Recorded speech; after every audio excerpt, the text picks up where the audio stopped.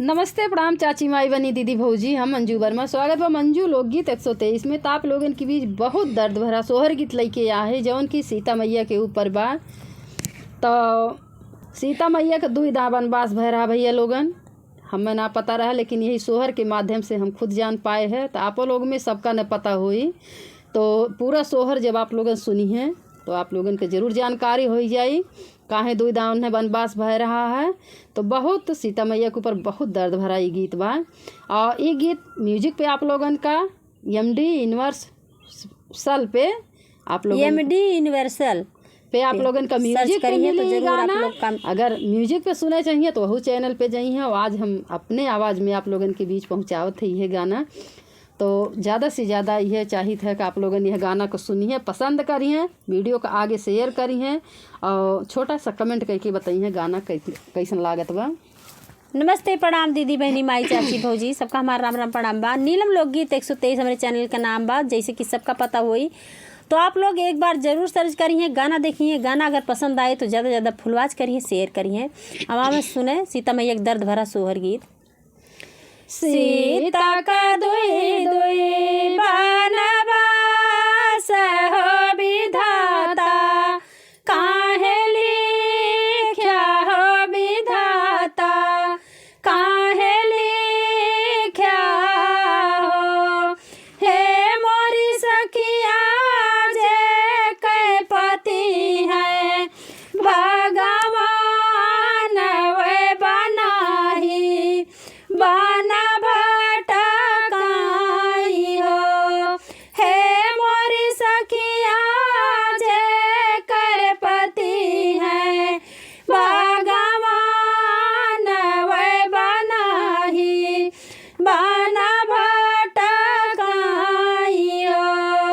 जनकपुरा के सन चिरैया हो विपतिया, काहे पावे हो विपतिया, काहे पावई हो।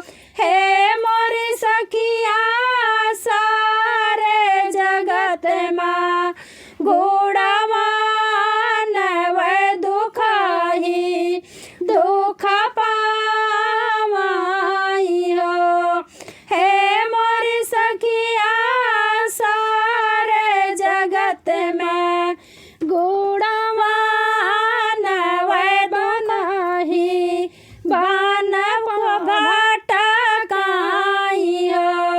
शिव के धनुया सीता टारई हो या गनवा, वैली पै हो या गनवा, वे तोली पाई हो। हे मोरी सखिया राजा जनक संकल्प हो स्वयंवर तोहर करबई हो। हे मोरी सखिया राजा जनक संकल्प हो स्वयंवर बिटिया करबई हो। धीरे धीरे आवे वो समाइया हो, जगत के राजा आवे हो, जगत के राजा आई हो। हे मोरी सखिया रावण सहित बड़े अयोध्या हो धनुइया, नाही हिला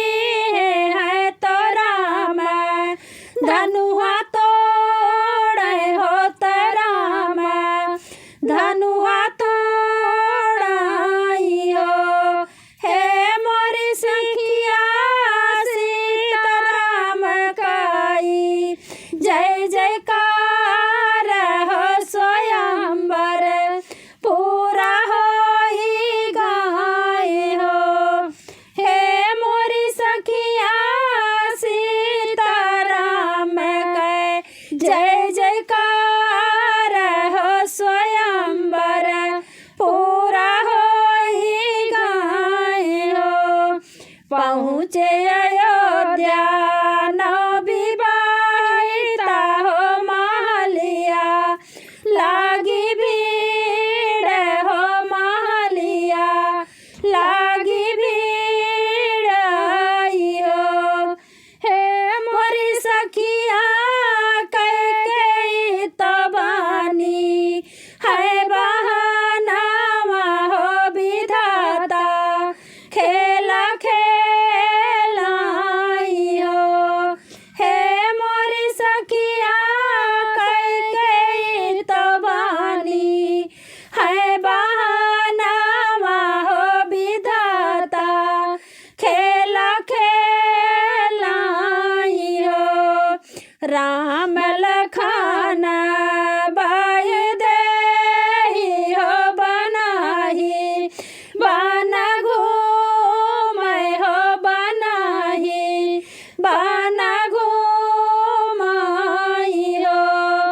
हे मोरी सखिया लक्ष्मी विष्णु के अवतार हो जंगल दुख पावाई हो।